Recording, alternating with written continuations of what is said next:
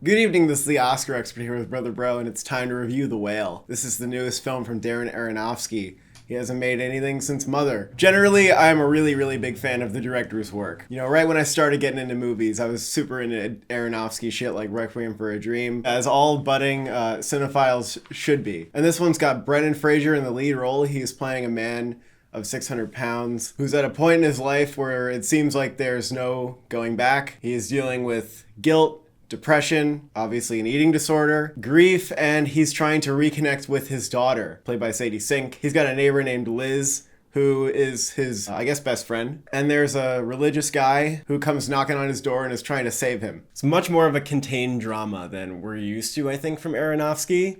This is really just one location. Like, we never leave this apartment. They go on the porch for a little bit, and then we come back. And I was really curious about how they would shoot this movie and what it would look like. There was not even a teaser for it right now. There's just an image, a close-up of Brendan Fraser. This film has a 4:3 aspect ratio. It is done with almost all practical lighting, or at least that's what it seems like. It's kind of a dim movie. It really does create a very interior space. And like Aronofsky's other stuff, it really does feel quite dark. I do think there are elements of this story, though, that are still that Aronofsky maximalism, just in a little bit of a different way. Like, this is probably one of the most extreme ways that you could show a character whose mental health has, like, trapped them in life. Yeah, like, story-wise, I think this was very in Aronofsky's wheelhouse. It also is based on a play, and you can feel that throughout. And the characters kind of represent something, like, very explicitly. You know, it doesn't feel very restrained in terms of what it's trying to tell you. Like, it really is just speaking very plainly and bluntly about what it wants to be about. Yeah, but I still found myself thinking about how the movie fits together and how the different characters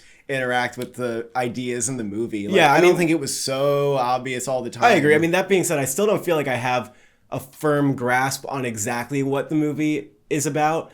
And I would like to venture in for a second viewing to see how everything sort of fits together. This movie hit me pretty hard, I would say. There were a lot of moments where I just felt so invested in the characters and their lives that when the movie wants to go for these emotional moments, like, it worked for me. And the end did have me a little bit of a mess when the title card came up, even though I guess I wasn't even 100% sure why. I don't think it's too difficult to be emotionally invested in this movie because Brendan Fraser is just giving so much vulnerability in this performance. I think what Brendan Fraser brings here is he feels very down to earth. I think Aronofsky's hunt for, you know, who could play this role was probably based a lot on, like, can someone seem to, like, have the movie star removed from them? He makes this character really easy to care a lot about. And in the end, the last 20 minutes or so, there's this crescendo in how emotional the characters are becoming as he's sort of racing towards this point of no return. And he and Sadie Sink go really big for this scene, and they just keep, like, getting bigger. And he becomes so vulnerable here that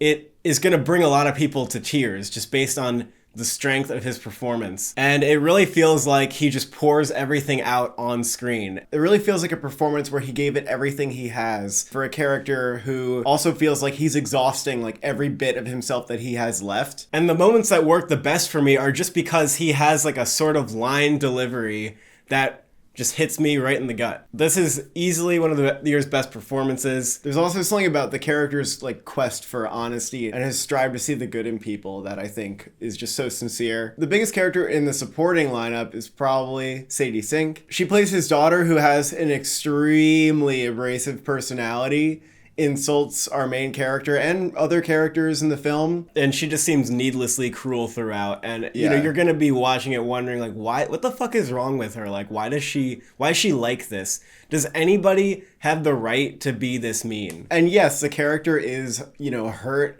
and has a reason to be upset with Brendan Fraser, clearly. But her personality extends beyond just feelings towards her father. Like, she is such a menace. And the movie knows that she is that. Like, it actually feels nice when other characters in the movie say what we're thinking about her. So it's like, okay, good. We've acknowledged that. But still, I do think this character, you know, maybe more than teeters on feeling unrealistic. I think in a way she is unrealistic, and that's what they're going for, because it uses this character as a device to challenge the protagonists and his point of view. And other people around him. Yeah. Like the priest, for example. Yeah, I thought there's a lot of satisfying narrative payoffs with this character. I do think that it's a really interesting character on paper, and also I think that they made her too much of this way because I don't quite buy that. Like, there is a side of the character that's obviously just acting this way because she has a shield up from other people and is kind of throwing bricks at other people's walls. I don't think it had to be as extreme for the movie to make the point that it wanted to about her. So I have mixed feelings on that character overall, and I guess her performance kind of goes along with how I feel about this character, but she is really strong in certain moments, and especially towards the end, like, I thought she was great.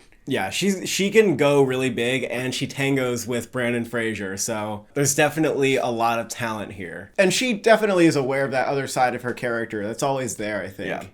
Yeah, that's why I want to see it again, to see like how much I think it's there. And then Hong Chow, a lot of people are saying they think she's the best performance. And I can understand that because unlike Sadie Sink, this character is very grounded and feels real, and again, a very likable person. Their friendship feels very real, relatable. Her character also has an important role in the story in terms of her desire, but it's much more understandable. And Hong Chow is great here. She has like a couple scenes where she's the standout, and I wouldn't be surprised if this turned into Oscar buzz for her. I do think that it's probably more likely than Sadie Sink, and Yeah. that's been like a topic of discussion in the Oscar world lately. If this movie doesn't work for you, you're more likely, I think, to love this performance and this character. I actually think that my favorite supporting performance in this movie might have been Samantha Morton.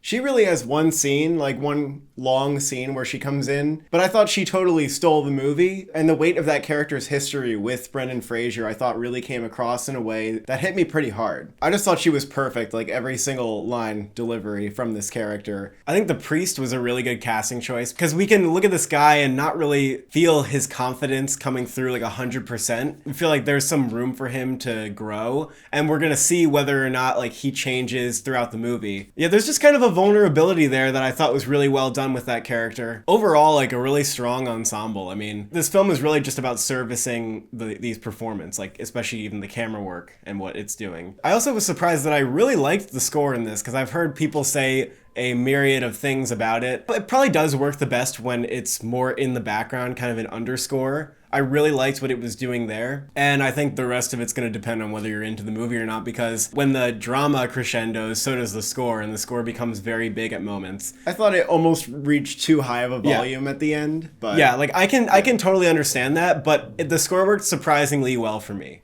Yeah, it's a really interesting score because I might not like a score that is so ever present. Like, the score is in a lot of this movie, and you kind of think, well, that feels like it's going to be intrusive. Surprisingly, no. I actually think it brought like a little bit of saturation to this movie, which, you know, is only in one location. Did this film work for me? I think I need a second viewing to know for sure whether I'm gonna love this movie. First viewing, I really liked it, but I wasn't quite, I wasn't the puddle of tears that some people in the theater were. Mostly, I would say this did work for me, but I'm just gonna have to give it a second viewing. That's all I can tell you right now. Brandon Fraser's performance blew me away, and I was thoroughly engrossed in this drama throughout. I do really want to see this movie again. I want to see if the things that were maybe a little off for me still feel that way, or if I understand how the movie's tying together all these characters in a more clean way. But overall, something I really like about this movie is that a lot of the characters feel bold and often challenging for the audience, and sometimes they're not so easy to feel one way or another about. And I'm not just talking about Sadie Sink's character. They all have things about them that are like unlikable, and they also have traits that we find